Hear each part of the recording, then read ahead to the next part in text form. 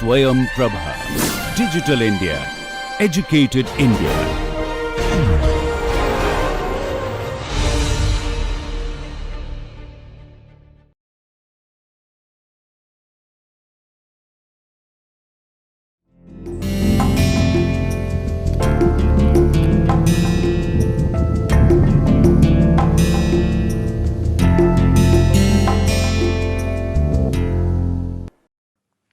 So, in this session what we will do is we will first sort of graphically look at the dominant firm competitive fringe model.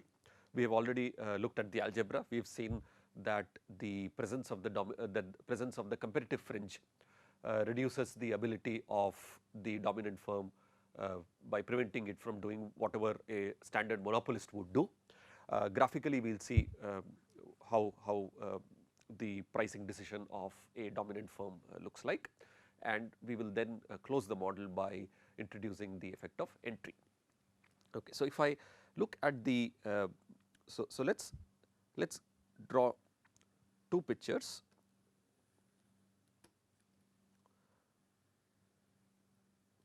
So, in the first graph we will have so we will have the market demand curve, right. So, we will have the market demand, which we said was QM in both cases. Okay. Let us suppose that P lower bar. So, for simplicity let us suppose that all the n fringe firms are identical. So, let's say that P lower bar is the minimum average variable cost of each fringe firm. So, the shutdown price is P lower bar. So, for any price that the dominant firm sets which is below P lower bar, the fringe firms will not be producing any quantity. So, suppose the supply of the fringe firms, the supply curve of each fringe firm is given by MC sub f. So, this is the supply curve of each fringe firm. So, with the n fringe firms combined, if we aggregate this, we would get the fringe supply. We would get the fringe supply, which our notation says is QFP. This is the fringe supply. So, the dominant firms residual demand we said is the market demand minus the supply of the fringe firms. This is the dominant firms demand curve. So, for any price below P lower bar, the fringe firms would not supply. So, the market, so the residual demand for the dominant firm will follow the old demand curve. So, this is QM, right. So, if I wanted to draw the demand curve for the dominant firm for any price less than P lower bar, the residual demand curve would follow this shape, because the fringe firms are not supplying any quantity.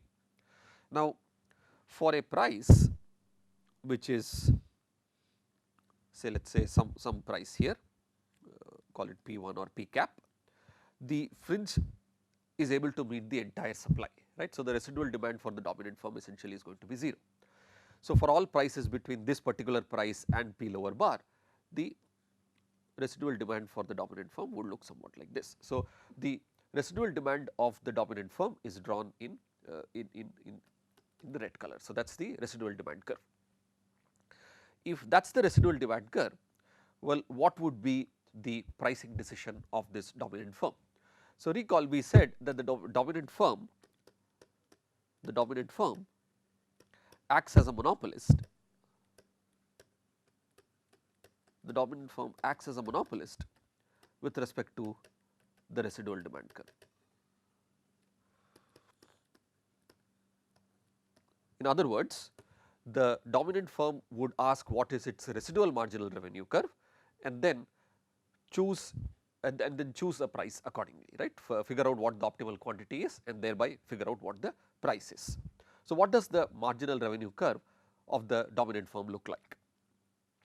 So, in the if the entire demand curve was available to the dominant firm, the marginal revenue curve would have taken this particular shape.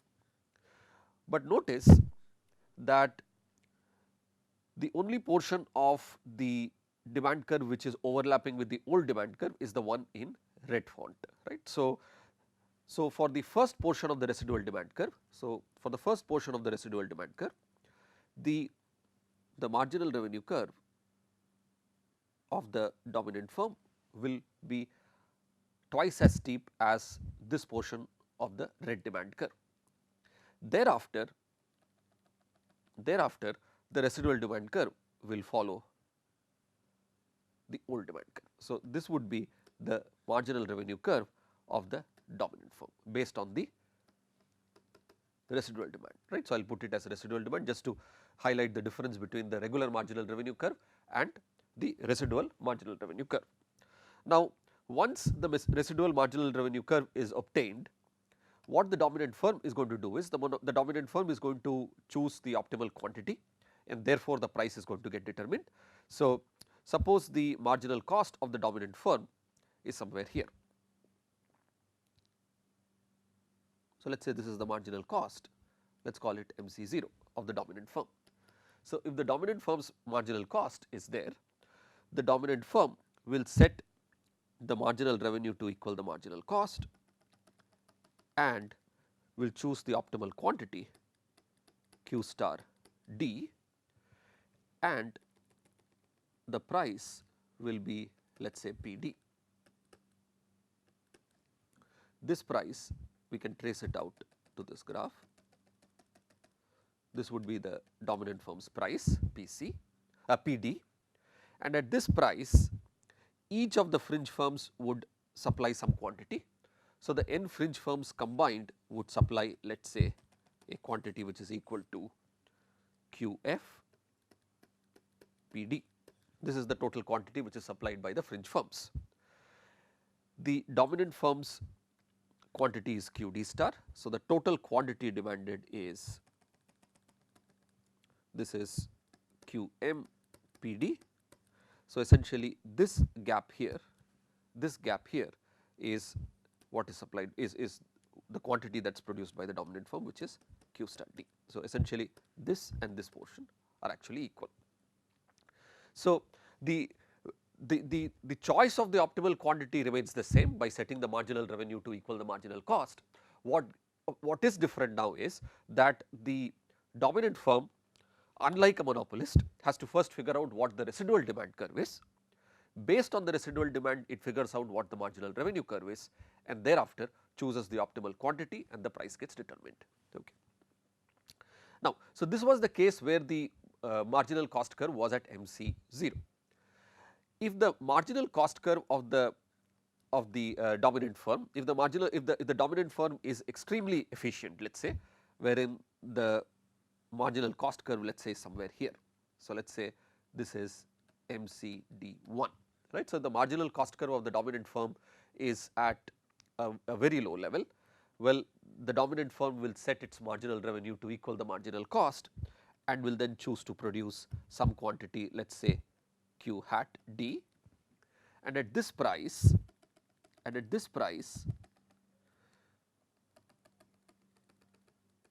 us say the price is P hat D. If P hat D is lower than P lower bar, the dominant firm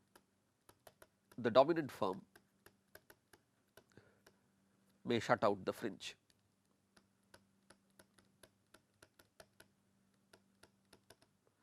So, whether the fringe firms will be there or not depends on what the marginal cost of the dominant firm is.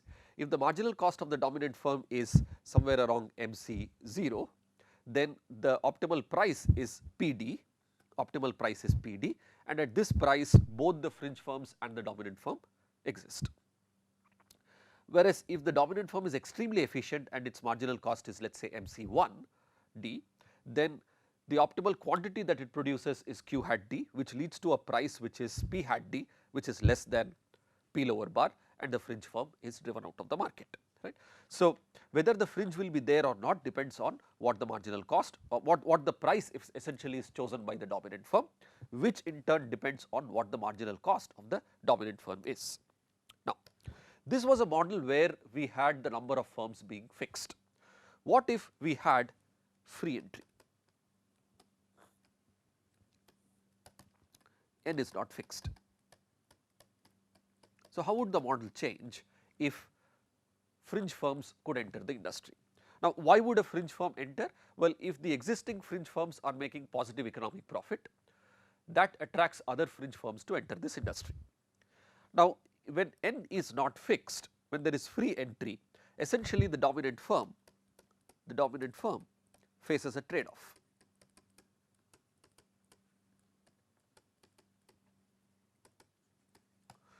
On the one hand, it could set a very high price and earn a very large profit, but it runs the risk of attracting more number of fringe firms from the next period onwards.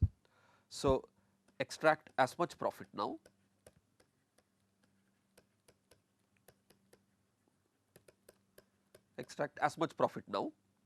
and essentially make hay while the sun shines.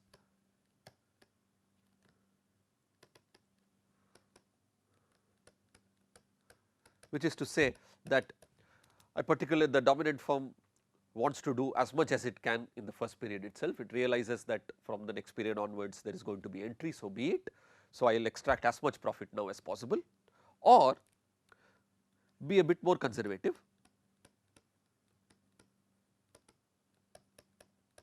right. So, choose a price so as to restrict entry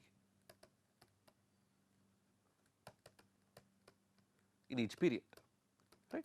On one hand, I could simply set a very high price, extract as much profit now as possible and realize that eventually there is going to be entry from next period onwards and my profit margin will be reducing, or choose a more conservative approach and thereby regulate or moderate entry in each period. So, essentially when I say restrict entry, essentially charging a lower price would have a slower rate of entry.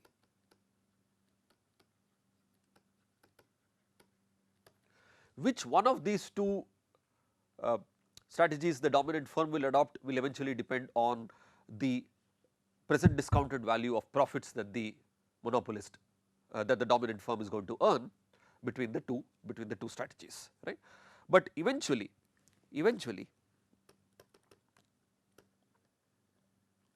the dominant firm will be forced to concede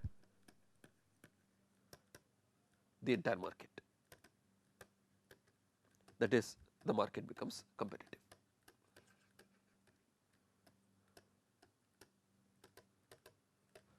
So, what we have looked here is a graphical depiction of how the dominant firm chooses its pricing decision, which is similar to how a monopolist would behave.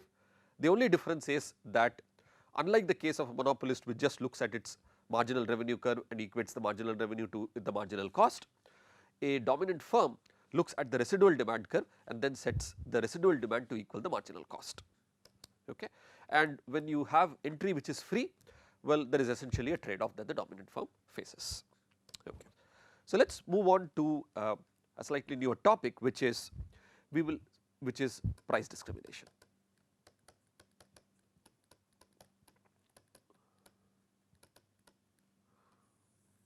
In the discussion until now, we had the monopolist who was maximizing profit by charging a uniform price, right. So, until now we have had the monopolist,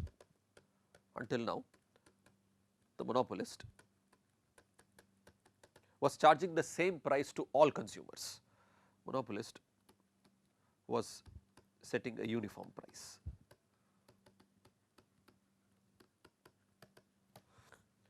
But very often a monopolist or any firm with market power can earn a higher profit by charging different price to different consumers. A monopolist or a firm with market power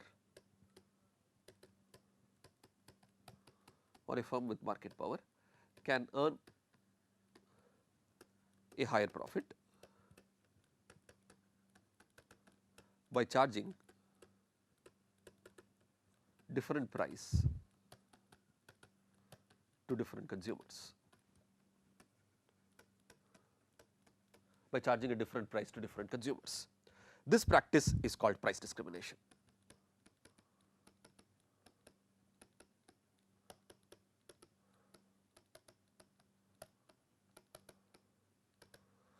And we will use the notation PD to save space. Okay. Now, some examples of price discrimination that you would have encountered in your day to day lives. One is airline pricing. The price of the same airline ticket varies along the day, across the day, right. So, price of the same ticket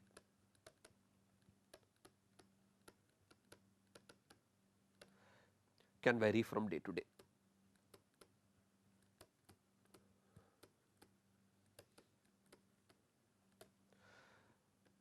There are senior citizen discounts. Right. So, for example, if you book a ticket on the railways and if the person is a senior citizen, the price paid for the ticket by that senior citizen is different than what a non-senior citizen would pay. Okay. Then textbook pricing, right. So, hardcover versus soft cover books.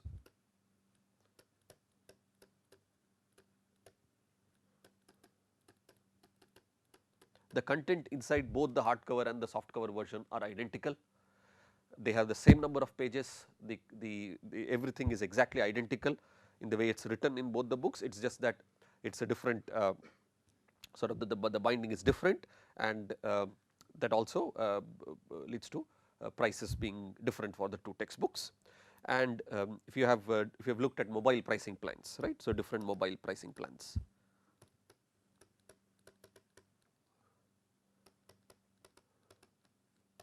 So, these are some examples of price discrimination that we encounter. Okay. There are three types of price discrimination techniques that we are going to focus on. Okay. So, the three types of price discrimination that we will focus on are the following. So, we will start with something called perfect price discrimination. This is also called first degree price discrimination. Right. Then we have price discrimination based on observable characteristics.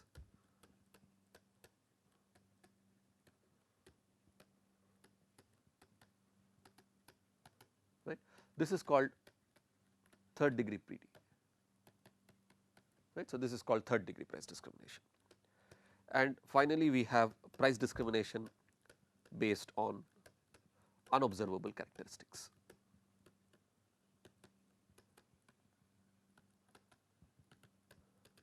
This is called second degree price discrimination. Okay. And we will look at certain examples in we will sort of illustrate all of these with a particular numerical example, so as to get a sense of in which case is the profit the highest compared to the other techniques. Now, before we analyze these in details, there are two important points to note about price discrimination. So, to implement price discrimination,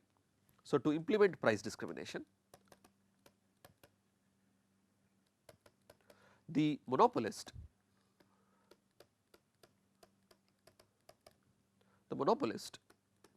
must know who is who on the demand curve.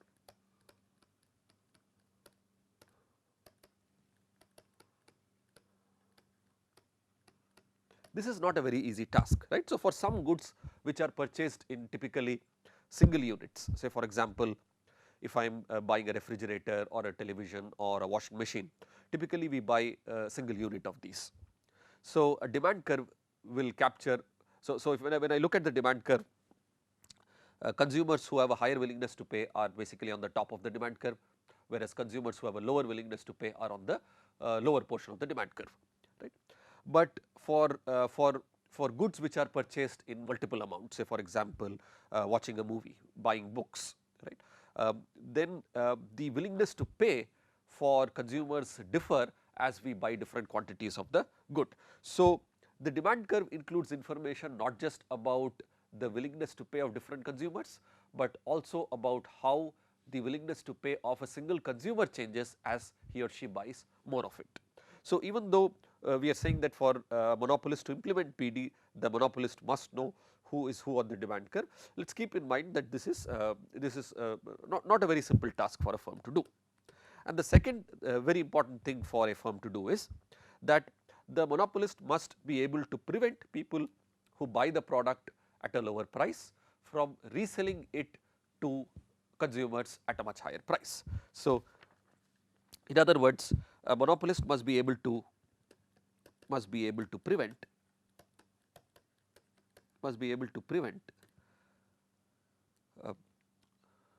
those who are offered the product at lower price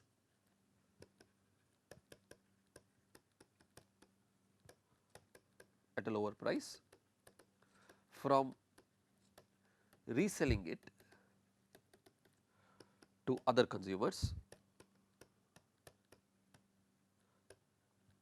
at a higher price. Okay. So, with these 2 points in mind, let us first start with perfect price discrimination.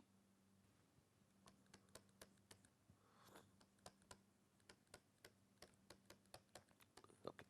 So, suppose we have a demand curve as follows, and let us say this is the marginal cost curve for the firm. Okay. While the analysis is true for any firm with market power, we will simply focus on the price discrimination techniques adopted by a monopolist firm. So, though the idea would be similar for any firm with market power, right. So, perfect price discrimination exists when the monopolist is able to charge the maximum price each consumer is willing to pay for each unit of the product sold, right. So, let us think about this. So, for a firm to be able to implement perfect price discrimination, the firm is able to charge the maximum price each consumer is willing to pay, for which I need to know the entire demand curve. So, I know for this unit the price that I would set is going to be equal to this amount. So, essentially this is the willingness to pay of the consumer, I extract that entire amount. For the second unit, the willingness to pay is some quantity here.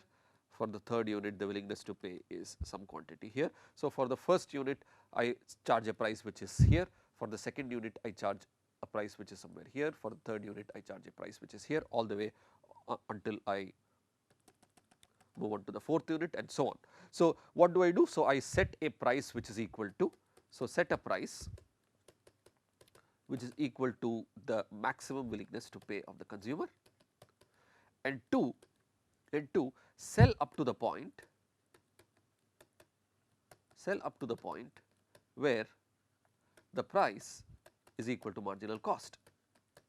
Notice the moment this condition is satisfied, we are going to have exactly an outcome which is what we would get if the market was perfectly competitive. So, I would keep on selling till the price is exactly equal to the marginal cost. So, let us call this to be the Q star th unit, right. So, at the Q star th unit, the price is exactly equal to the marginal cost. So, for all these units, the price that I charge is greater than the marginal cost of that particular unit, right. So, the key difference then with perfect competition is the following. So, I am able to sell Q star units, right. If I am able to sell Q star units, and Q star units is what I would have sold if the market was perfectly competitive, we are essentially getting the total surplus that is possibly that could possibly be generated even under this setting. The key difference is that the entire surplus is captured by the firm, by the monopolist. The entire surplus is captured by the monopolist, right. So, there is nothing which remains with the consumers, because for the first unit the maximum willingness to pay of the consumer was this price. I set a price P1 which is exactly equal to this amount. I set a price P2 for the second unit which is exactly equal to this amount. So, the entire willingness to pay is captured. So, the consumer surplus is essentially equal to 0. The producer's surplus or the monopolist surplus is equal to the total surplus that is generated, which if quantity was a continuous variable, then I would get the total surplus which is equal to the area ABC, which is also the total surplus that would be generated under a perfectly competitive market. So, there is no deadweight loss which arises when a firm practices perfect price discrimination, but the distribution of the total surplus is skewed, and the entire surplus goes to the firm. Now, the way in which perfect price discrimination can be implemented is by using two techniques. So, perfect price discrimination can be implemented using a two-part tariff rule, right. So, what the two-part tariff does is, the two-part tariff will have, as the name suggests, a fixed fee which gives the right to the consumer,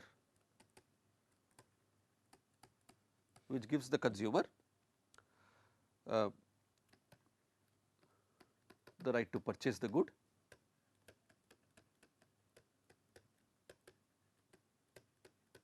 and then you have a usage fee or a per unit fee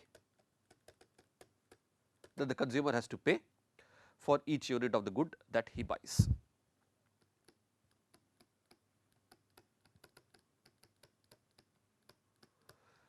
Theme parks practice two-part tariff, use two-part tariffs a lot, right. So, when you enter a theme park, typically you pay a fixed fee, which is the price of the ticket that gives you the right to enter the park, and then depending on the rides that you want to take, you pay a usage fee or a per unit fee. Okay. The other technique that is used to implement perfect price discrimination is what is called block pricing.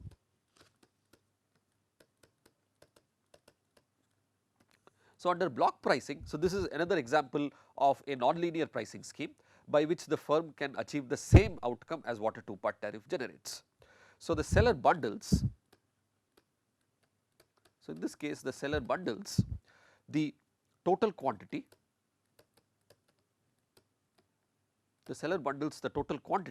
that he is willing to sell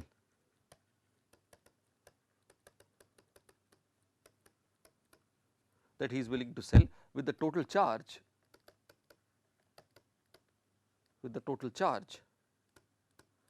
that he wishes to set for the quantity.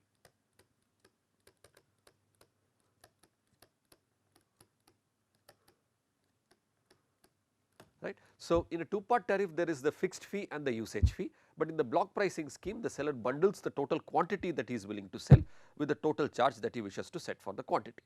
Let us take an example to see how these the two techniques for implementing perfect price discrimination works. So, let us say that there are two groups of consumers. So, let us take an example which we will use all through for other price discrimination techniques also. So, there are two groups of consumers.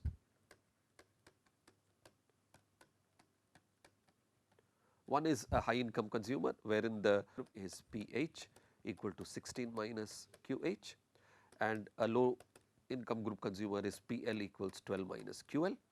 Let us say that the marginal cost, so this is the high income group, this is the low income group, and let us say the marginal cost is equal to 4 for each of those two markets, right. So, the marginal cost of production in each of these markets is 4. Now, as a baseline case, let us look at uniform pricing, and then we will get to first degree price discrimination in a moment.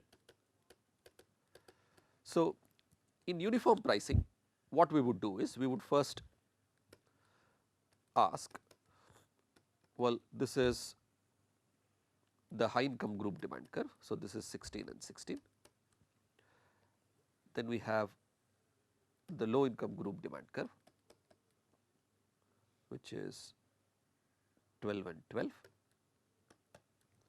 and then we aggregate and get the total demand curve. Right. So, how would we aggregate it? So, notice that for the high income group, QH is 16 minus P, QL essentially is 12 minus P. So, if we wanted to aggregate, so for any price between 12 and 16, only the high income group market would be present. So, essentially the high income group market would be present. Okay. So, this is 12, this is 16, and essentially this coordinate is 4, right. So, we would have the demand curve being q equals 16 minus p as long as the price is between 12 and 16, right. And for prices less than 12, both the groups are active, So, the total market demand is 28 minus 2p for a price which is greater than 12. So, if I have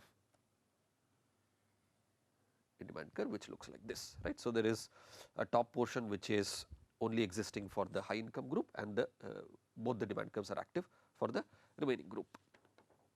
Now, so if we rewrite this, okay, so I will use the space on the top. So, I can rewrite this as in inverse demand curve as P equals 16 minus Q, P equals 16 minus Q for P equals 16 minus Q for Q less than equal to 4,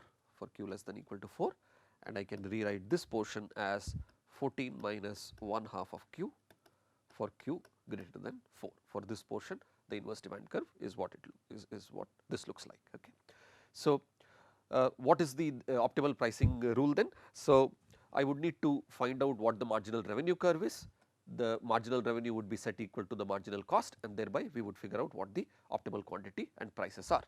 So, for the top portion of the demand curve, the marginal revenue curve based on P equal to 16 minus Q would be it would be 16 minus 2Q,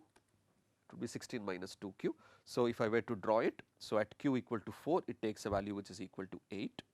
So, if I were to draw, so this is 8, so this is this portion, and the marginal revenue curve based on the second portion of the inverse demand curve would be 14 minus Q, So, at Q equal to 4, it takes a value which is equal to 10, and this marginal revenue curve would be something like this. So, this is the marginal revenue curve of the firm. So, the firm is, so this would be 10 here. Okay. The marginal cost is 4. So, the marginal cost is 4 here.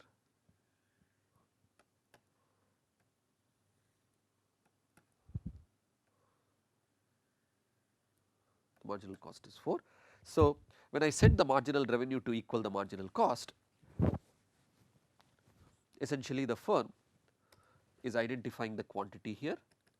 So, essentially it is this portion of the marginal revenue curve which is intersecting with the marginal cost curve. So, marginal revenue equals marginal cost gives QU as 10 units. So, the monopolist is selling 10 units, and the uniform price that the monopolist is going to charge, PU, is essentially going to be 14 minus 5, which is equal to 9. So, the monopolist is going to charge a price which is equal to 9. So, that price is somewhere here, right, and which essentially says that when I charge a price of 9 rupees per unit, the quantity that the monopolist is selling is 7 in this market and 3 in this market, which adds up to, so I will sell 7 in the H type market, I will sell 3 in the L type market. So, what is the total profit of the monopolist? So, the uniform price is 9 rupees per unit, the quantity that I sell is 10 units. So, the under uniform pricing, the profit of the monopolist is essentially 9 minus the marginal cost, which is 4, times the quantity sold. So, that is rupees 50, right. So, let us keep that in mind. Now, suppose the monopolist were to practice perfect price discrimination or first degree price discrimination. What would the monopolist do? So, the monopolist would essentially charge a fixed fee. So, if I look at the market for H type,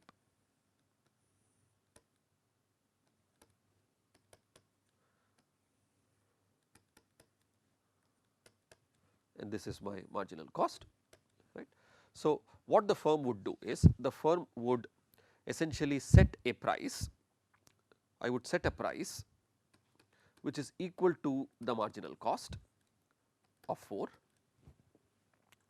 thereby figuring out that the total quantity that would be sold is going to be 12 units, right. So, recall QH is 16 minus P. So, if the price was 4, the quantity that I would sell is equal to 12. Then I would set a fixed fee, which is FH, which would be equal to the entire consumer surplus.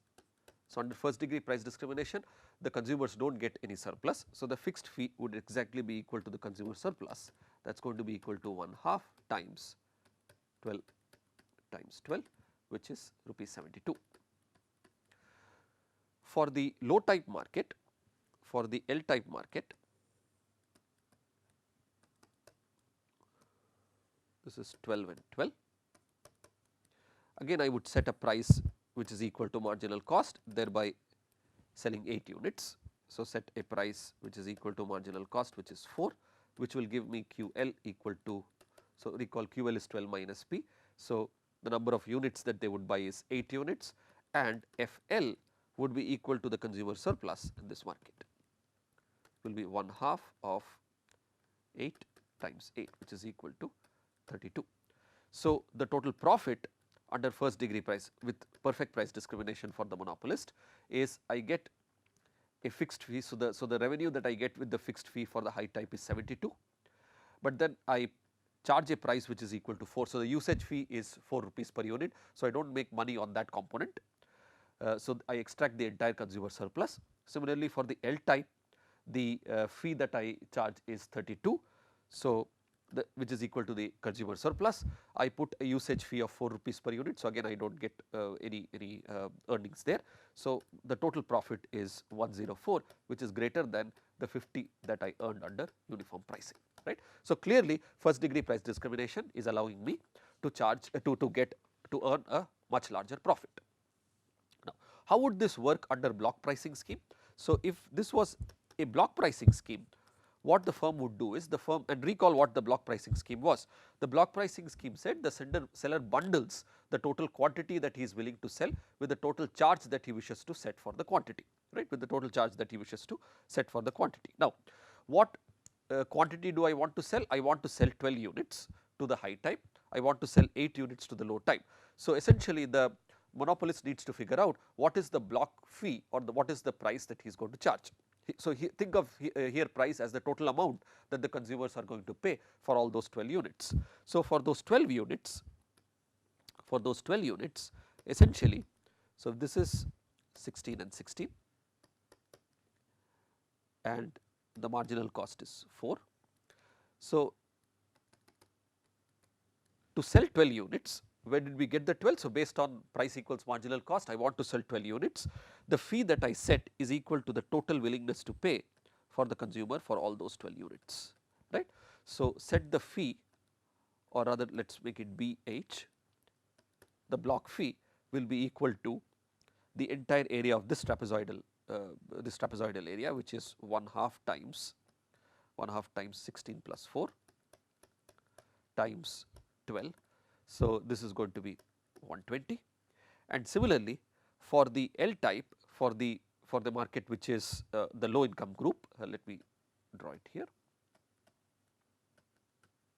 This is 12, this is 12. So, I sell 8 units, but then I put the block fee equal to the total willingness to pay. So, BL now is essentially going to be 1/2 of 12 plus 4 times 8, which is 64.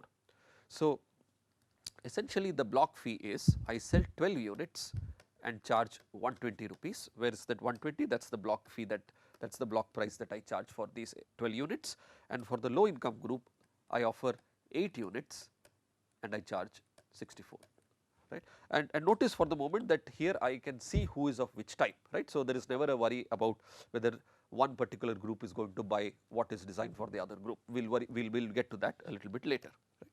So, the profit using block pricing scheme is basically 120 plus 64 minus, well, I am selling so I need to pay the marginal cost of 4 rupees for each one of those units. So, that is totally 20 units times 4. So, that is 184 minus 80, which is equal to rupees 104, and notice this is exactly identical to what we had under a two-part tariff scheme, right. So, whatever we can do using a two-part tariff can also be done using a block pricing scheme.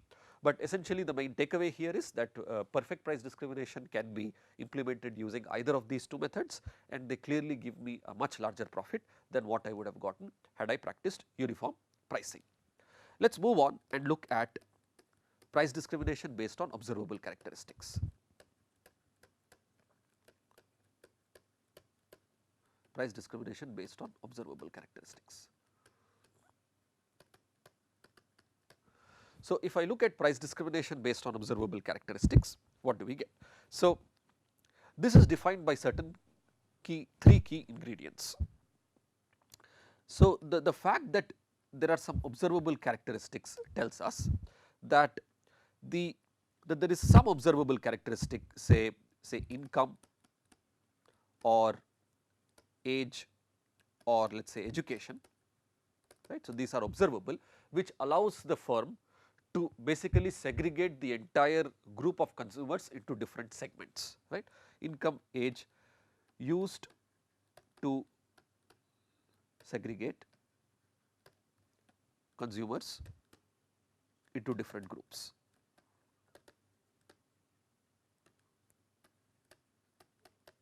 Right. So, this is important, right. So, there is some observable characteristic and I am able to segregate them into different groups in terms of their willingness to pay.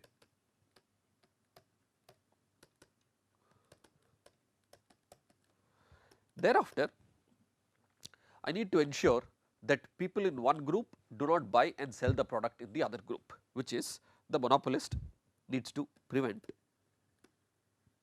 arbitrage across groups.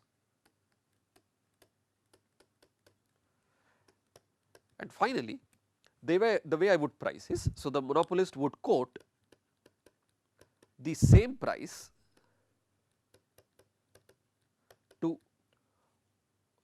per unit to all consumers within a group, right. So, I would quote the same price to all consumers within a group, and then the consumers decide to purchase at the quoted price. So, there are three key ingredients that we need to keep in mind when we think of price discrimination based on observable characteristics, which is third degree price discrimination. One is that I should be able to segregate people into two different groups. I should be able to prevent arbitrage across groups, and people within the group pay the same price, right. Now, let us step back and look at our let us look at this example that we talked about a little while earlier and see why uniform pricing is not optimal. Well, if you look at uniform pricing here, you will notice, so if I were to draw the marginal revenue curve for this group, if I were to draw the marginal revenue curve, so let us use a different color. So, this would be the marginal revenue curve for the age type. So, this would be 8, and the marginal revenue curve here would be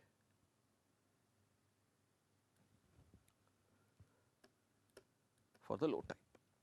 Notice that for the 7th unit, right. So, let us actually draw it a little bit better.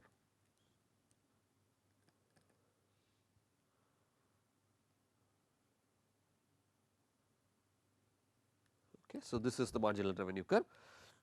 Now, we figured out that the total quantity that the monopolist was selling under uniform pricing was 10, of which 7 were sold in the high income group and 3 in the low income group, right. Now, notice that the marginal revenue for the 7th unit, is lower than the marginal cost. Well, what is the marginal revenue for the 7th unit? Well, the marginal revenue for the 7th unit in this market is rupees 16 minus 14. So, that is 2 rupees per unit, which is less than the marginal cost. Okay, so, let us make a note of that. So, the marginal revenue for the 7th unit in the high type market, which is 16 minus 2 times 7 is rupees 2 per unit, is less than the marginal cost. Whereas, if I look at the low income group, I was selling 3 units, the marginal revenue on the 3rd unit, is actually greater than the marginal cost, right. So, the marginal revenue on the 3rd unit, which is 12 minus 2 times 3, which is 6, is greater than the marginal cost of 4, right. So, that tells us that the monopolist could do better by actually shifting output from the H group to the L group, right. So, this essentially implies that the monopolist can increase profit by shifting output or reallocating output from H to L. More formally, a necessary condition for profit maximization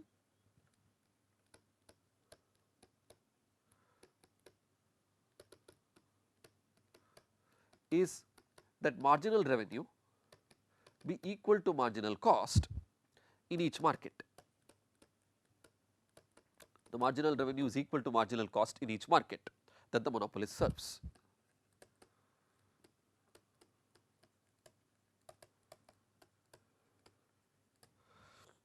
If that is not the case,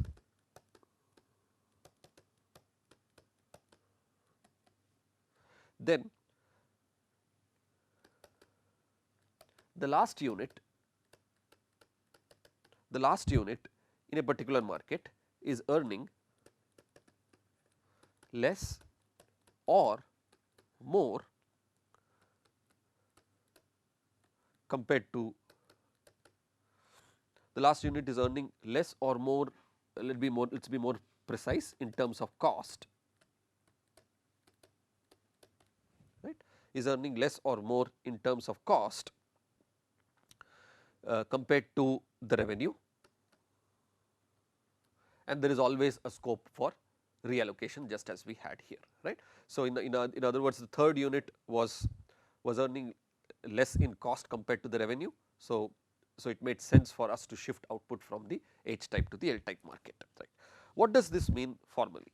So, essentially this means that the monopolist needs to set the marginal revenue in the H type market to equal the marginal cost, and the monopolist also needs to set the marginal revenue in the N type market which to equal the marginal cost, which essentially means that I want a condition which is MRH which is equal to MRL, right. Before we do the numerical part of it, let us sort of formalize this a bit more, right. We know that the marginal revenue, so we know that the total revenue that a firm earns is essentially the price times the quantity, right. So, the monopolist earns a total revenue which is price times the quantity. So, the marginal revenue that the firm earns is the change in total revenue with respect to output. So, this is essentially dq of P times Q. So, this can be rewritten as P, I will drop the stuff in the bracket, plus Q times dP dQ, and this can be simplified as P times 1 plus Q divided by P dP dQ. Recall that price elasticity of demand essentially is the percentage change in quantity resulting from a percentage change in price, which is dQ dP times P by Q. So, this is essentially, the term here is essentially the inverse of the price elasticity of demand. So, this essentially means that the marginal revenue is basically P times 1, and I know this is a negative number. So, I can rewrite this as 1 upon the absolute value of elasticity, right. So, translated to our setting, what we want is, we want the marginal revenue in the H type market to be exactly equal to the marginal revenue in the L type market. So, essentially we have MRH which is, so MRH which is equal to PH times 1 minus 1 over the absolute value of elasticity. MRL is equal to PL times 1 minus 1 over the absolute value of elasticity. So, this essentially means that I have PH times 1 minus 1 upon EH which is equal to PL times 1 minus 1 upon EL, or PH upon PL is equal to 1 minus 1 upon EL divided by 1 minus 1 upon EH. This is what it means, right. So, this implies that if the price elasticity of demand is very high in one market, which means that consumers are very sensitive to the price in that particular market, the firm actually should not charge a very high price there. So, the rule is that I charge a price. So, consumers who have a low price elasticity of demand,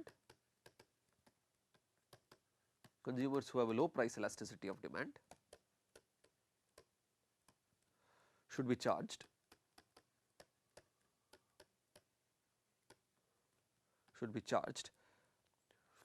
a higher price compared to consumers for whom the price elasticity of demand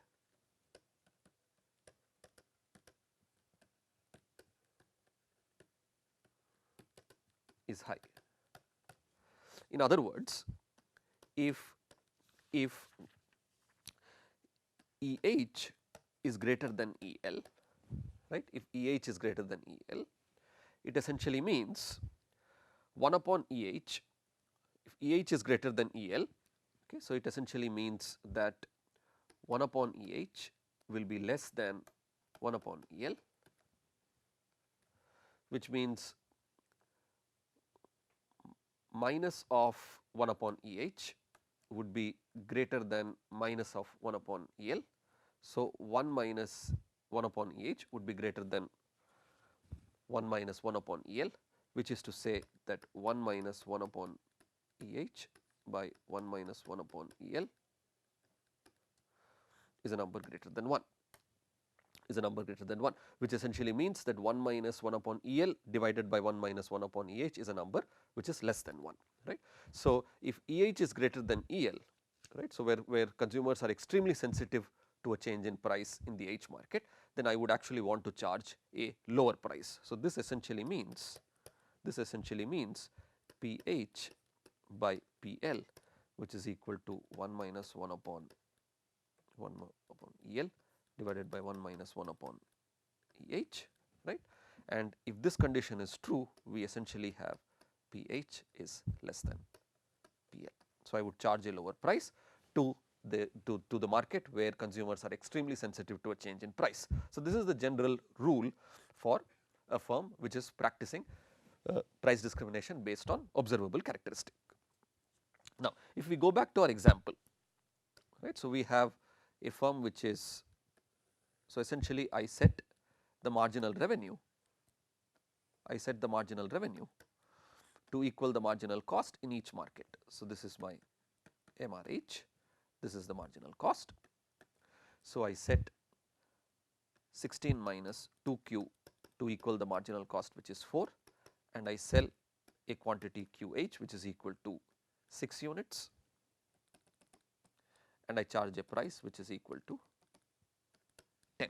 So, the price charged is equal to 10, which essentially means that the profit that I get from this group of customers is 10 minus 4 times 6, which is equal to 36 rupees. On the other hand, for the low type group of customers,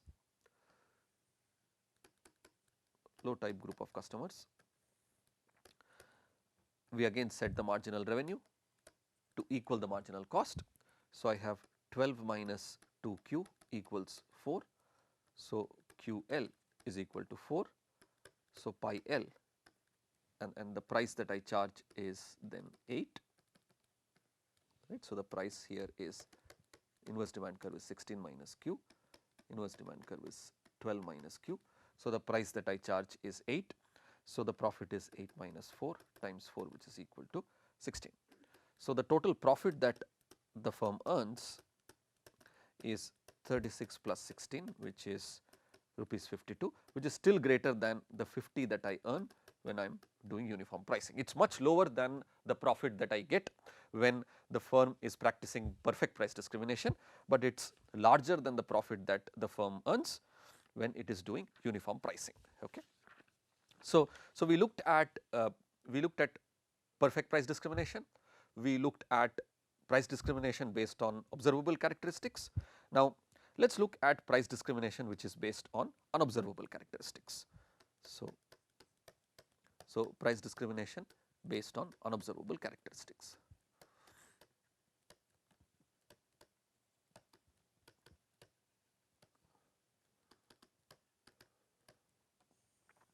So here, unlike the previous case, I am not able, so here the firm knows that there are these two groups of customers, but is not able to divide the customers into these two groups, right. If I knew exactly who was of which type, I would have practiced perfect price discrimination. Now if I am not able to do that, but I know somebody is a senior citizen or not, I am able to divide them into these two groups and I am charging them a different price and I am charging a different price to consumers within the two groups. Or rather across the two groups, and in the case where I am not able to figure out some characteristic where I am able to divide them into groups, what should the firm do? So let us see whether the block pricing scheme will work or not. So will the block pricing scheme